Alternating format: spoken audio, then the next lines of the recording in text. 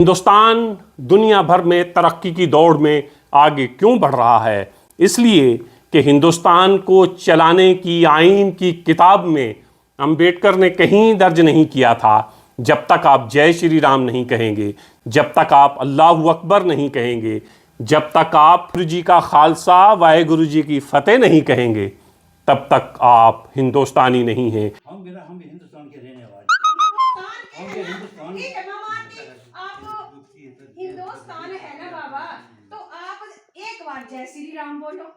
चलो ये सच है कि ये राम जन्मभूमि है, मगर ये पाक ज़मीं हमने भी तो चूमी है। हमारे सजदे यहाँ जगमगाए हैं बरसों, चिराग हमने यहाँ पर जलाए हैं बरसों।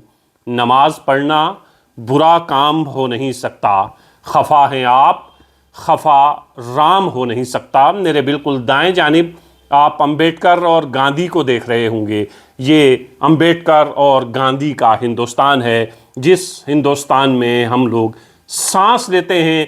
तमाम मज़ाहिब के मानने वाले लोग और जो मज़ाहिब को नहीं मानते हैं वो सब मिलजुल कर रहते हैं। यही सपना गांधी का था, यही सपना अंबेडकर का, यही सपना मौलाना आज़ाद का। लेकिन हिंदुस्तान कितना बदल गया है। हिमाचल प्रदेश से एक वीडियो आया है, वीडियो आप देखिए। इनको ऑर्डर है, आ सकते हैं, पर इनका सामान हम कोई ना खरीदे, ये पक्का है। और जो हमारे हिंदू है यहाँ के दुकानदार हैं, अपने इनसे ही सामान खरीदना, जब भी खरीदो तो इन्हीं से सामान खरीदना। और इनसे हमने क्यों लेना सामान? ये क्या हमारे को मुफ्त देंगे? और मुफ्त भी देंगे तो हम क्यों लेंगे? बोलो ना। हम तो मुसलमान हैं। तो नहीं तो एक मिनट, आपको बोलेंगे हम कलमा पढ़ो, आप पढ़ोगे? हम आपके इलाके में जाते हैं कुछ बेचने के लिए। नहीं जाते, आप बोलते हमें जय श्री राम बोलो। हाँ, बोलते हैं ना। हाँ, हम आपको बोलेंगे आप कलमा पढ़ो, आप पढ़ोगे? हम नहीं पढ़ेंगे। तो वही बात, अपना मजहब है। जिस तरह आपका मजहब है ना, आप हमारे मजहब नहीं बोलोगे। हमारा भी मजहब है, हम अपने मजहब में आपको आने नहीं देंगे, सीधी सी बात। हाँ।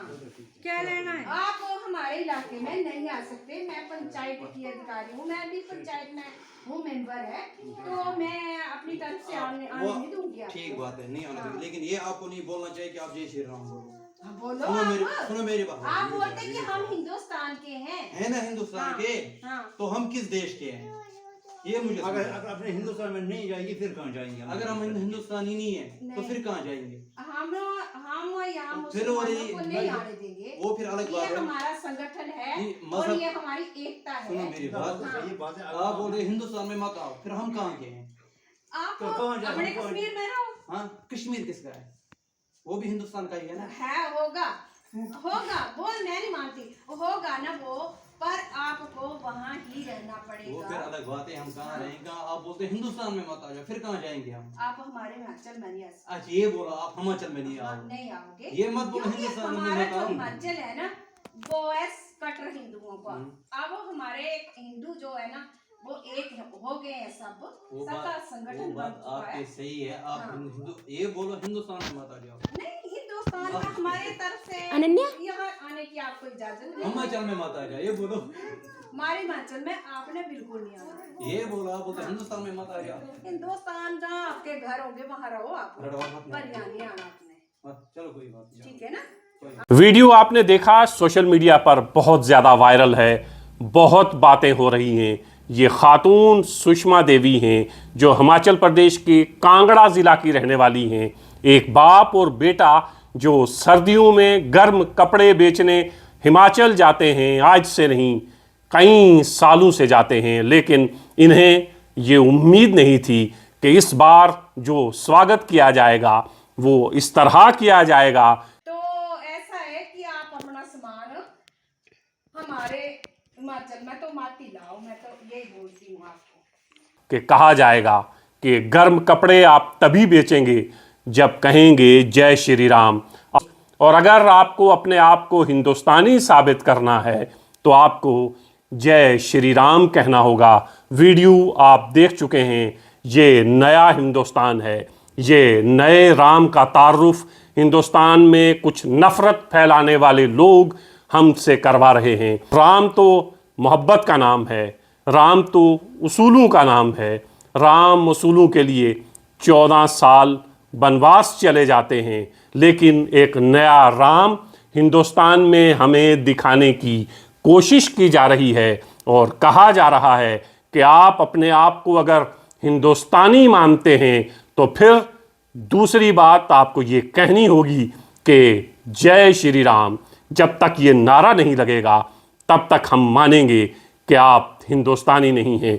सुषमा देवी सिर्फ एक सुषमा देवी नहीं है, ऐसी हजारों सुषमा देवी हमारे आसपास घूम रही हैं जो कहते हैं कि जय श्री राम का नारा लगाएंगे तभी हम मानेंगे कि आप हिंदुस्तानी हैं। चाहे आप मुसलमान हों, सिख हों, ईसाई हों, किसी भी मज़हब के मानने वाले हों या मज़हब को ना मानने वाले हों, आपको अब कोई शनाख्ती कार्ड दिखाने की ज़रूरत नहीं है। आपको ये दिखाने की ज़रूरत नहीं है कि जंगे आज़ादी की लड़ाई में कई हज़ार मुसलमान फांसी पे चढ़ गए। आपको ये बताने की ज़रूरत नहीं है कि हमने पाकिस्तान जाना मुनासिब नहीं समझा, हमने कहा हम हिंदुस्तान में ही रहेंगे, हमारे आबा व अजदाद यहीं रहे हैं, हमने हज़ारों कुर्बानियाँ दी हैं तब ये आज़ादी नसीब हुई है। ये तमाम बातें आपको नहीं करनी है।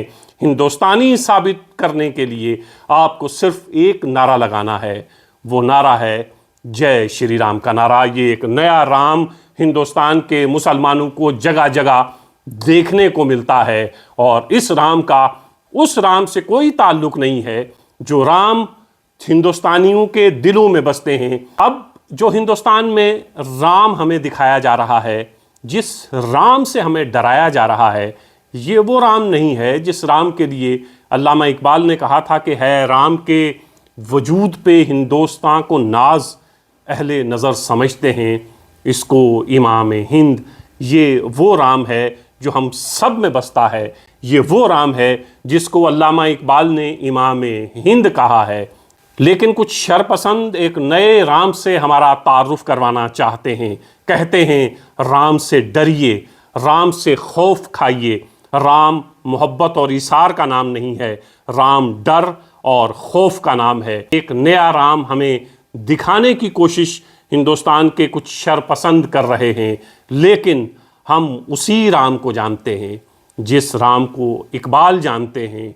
हम उसी राम को उसी नाम से पुकारते हैं जिस नाम से अल्लामा इकबाल ने कहा था कि राम इमाम हिंद हैं। जगह जगह से इस तरह के वीडियोज़ और फोटोग्राफ्स आपके पास पहुंचते होंगे जहां कहा जाता है कि जय श्री राम का नारा लगाइए तभी आप हिंदुस्तानी होंगे।